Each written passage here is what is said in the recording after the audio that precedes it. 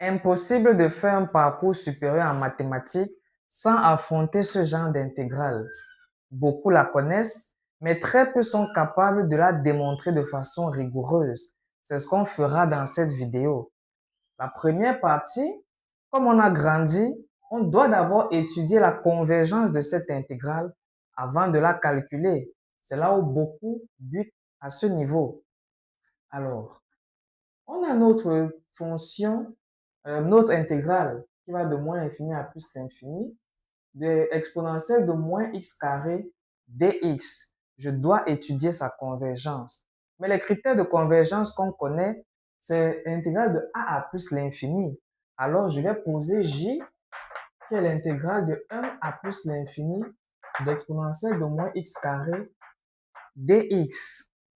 Cependant, je vois que l'intégrante est positive et continue. Ça, c'est très intéressant. X est supérieur ou égal à 1. Okay? En multipliant par x, comme c'est positif, ça fait x carré supérieur ou égal à x.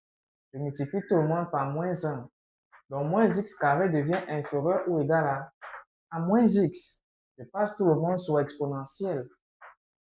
Exponentielle de moins x carré inférieur à exponentielle de moins x. Et tout ça, c'est positif. Alors, qu'est-ce que je remarque? Je remarque que l'intégrale de 1 à plus l'infini d'exponentielle de moins x dx converge.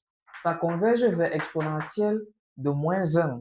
D'après le critère de comparaison, je peux dire que l'intégrale de 1 à plus l'infini d'exponentielle de moins x carré dx converge également. Mais ce n'est pas encore notre intégrale i. Pour achever cette démonstration, il faut remarquer que cette fonction est paire. F de moins x égale à f de x. Quand on prend exponentielle de moins x carré, ça donne toujours exponentielle de moins x carré. Terminé.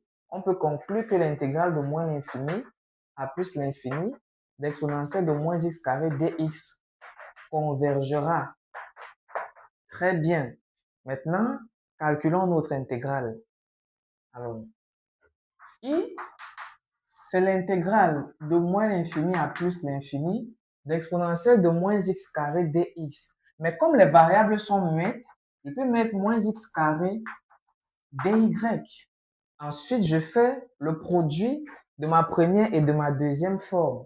Comme l'intégrale est linéaire, je peux dire i fois i, ça fait i carré, c'est ça fois ça. Donc, ça fait l'intégrale de moins l'infini à plus l'infini d'exponentielle de moins x carré moins y carré dx dy.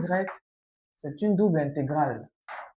Du coup, i carré sera égal à la double intégrale de moins l'infini à plus l'infini, donc sur r d'exponentielle de moins x carré plus y carré dx dy. Là, on passe en coordonnées polaires. En coordonnées polaires, x égale à r cosinus θ et y c'est r sinus θ.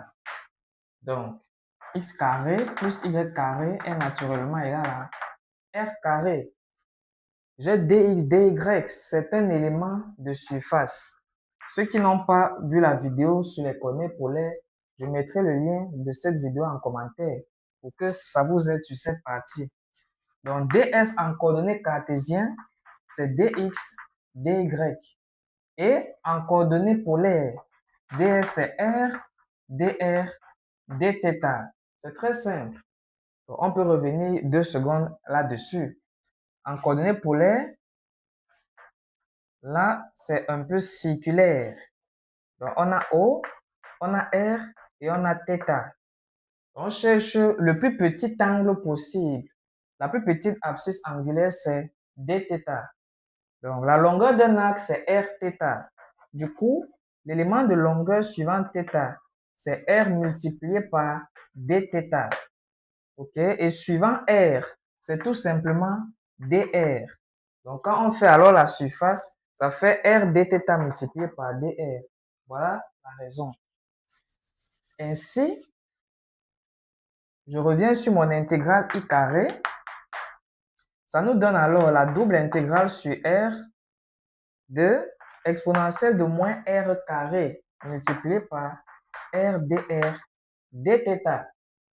Donc, j'applique le théorème de Fubini-Tonali. Donc, ça fait l'intégrale d'abord de R exponentielle de moins R carré dr, sachant que R va de 0 à plus l'infini. Et multiplié par l'intégrale de 0 à 2pi de dθ, tout simplement. Du coup, je vais effacer rapidement le tableau.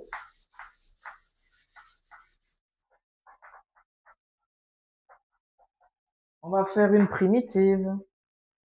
Donc, i carré va me donner la dérivée de exponentielle de moins r carré, c'est moins 2r exponentielle de moins r carré. Donc, il faut moins 2 ici et multiplié par moins 1 demi.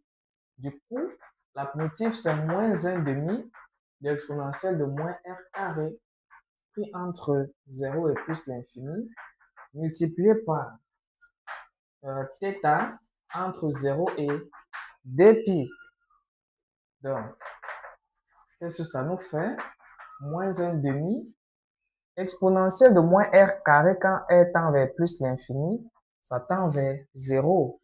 Car à la limite, lorsque x tend vers plus l'infini, l'exponentielle de moins x, c'est 0. Et exponentielle de 0, c'est 1. Donc, on a 1 ici. Le tout multiplié par 2pi moins 0. Ça fait 2pi. Donc, on simplifie par 2. Ça nous fait moins 1, ça fait plus 1 et pi. Très bien. Donc, on a i carré égale à pi. Par conséquent, i égale à racine de pi. Voici une belle démonstration et rigoureuse de l'intégrale de Gauss. C'était tout pour cette vidéo. Likez, abonnez-vous et partagez massivement si ça vous a plu. À plus pour une prochaine vidéo.